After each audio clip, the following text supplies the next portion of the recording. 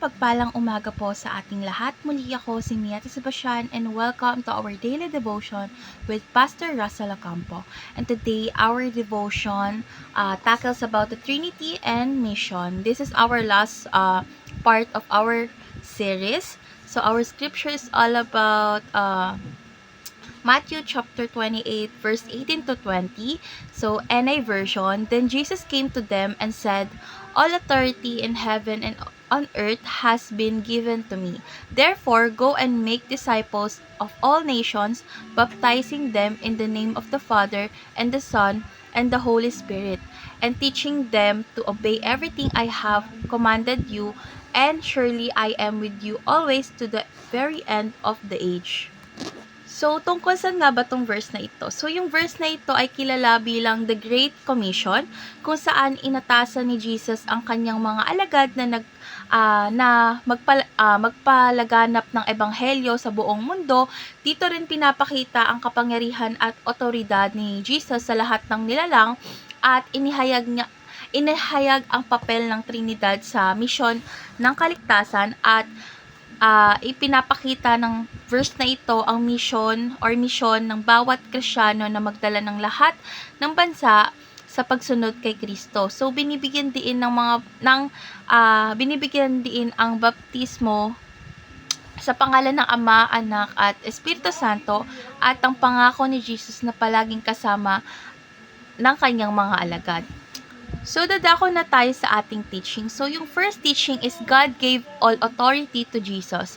So, ibinigay ng Diyos Ama kay Jesus ang lahat ng kapangyarihan at otoridad sa langit at sa lupa. So, binibigyan siya ng karapatan na manguna sa bawat nilalang at bansa. So, second is Jesus rule over the nation. So, si Jesus ang tunay na hari ng lahat ng bansa at tungkulin ng kanyang mga tagusunod na ipalaganap ang kanyang pamamahala sa buong mundo. So, sa pamamagitan ng pagtuturo at pagbibinyag. So, third is the Spirit empowers the church. So, ang banal na espiritu ang nagbibigay lakas at kapangyarihan sa iglesia upang magawa ang misyon na pinagkaloob ni Kristo, ang pagpapahayag ng ebanghelyo at paggawa ng mga disipulo. So, dadako na tayo sa ating application. So, yung first application is disciple the nation to obey Christ. So, dapat tayong maglaan ng panahon at pagsisikap upang magturo at mag-akay ng mga tao sa pagsunod kay Kristo. So, pinapalaganap ang kanyang mga utos at katuruan sa buong mundo. So, second is baptize believers in the name of the Trinity. So, dapat natin sundin ang utos ni Jesus na magbinyag sa pangalan ng Ama, Anak at Banal na Espiritu bilang tanda ng bagong buhay at pagkakakilanlan bilang bahagi ng pamilya ng Diyos.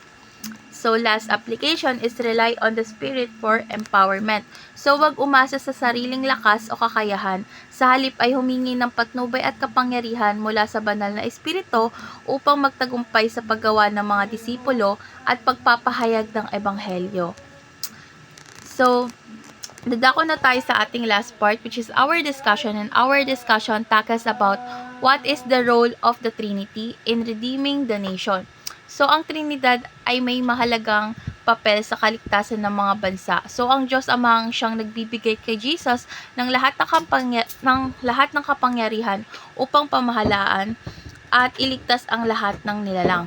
So, sa pamamagitan ng kanyang pamamahala, ipinapakita ni Jesus na siya ang hari ng lahat ng bansa at siya lamang ang may kapangyarihan upang magligtas. So, ang banal na espiritu naman ang nagbibigay ng kapangyarihan at lakas sa iglesia upang maisakatuparan ang misyon ng pagpapalaganap ng ebanghelyo. So, sa Trinidad, nakikita natin ang perpektong pagkakaisa sa gawain ng kaligtasan mula sa pag-utos ng Ama, pagkakasatuparan ni Jesus at pagbibigay ng lakas ng Espiritu. So, ang Trinidad ay nagtutulungan upang maabot ang bawat tao at bansa. So, ang misyon ng Trinidad ay hindi lamang upang iligtas ang mga individual, kundi upang baguhin ang buong mga lipunan at bansa sa ilalim ng pamamahala ni Kristo. So, sa pamamagitan ng kapangyarihan ng Trinidad, ang Iglesia ay nagbibigay ng abilidad na magtagumpay sa misyon, mag-akay ng mga tao sa pananampalataya at binyag sa kanilang bilang tanda ng kanilang pakikibahagi sa bagong buhay kay Kristo.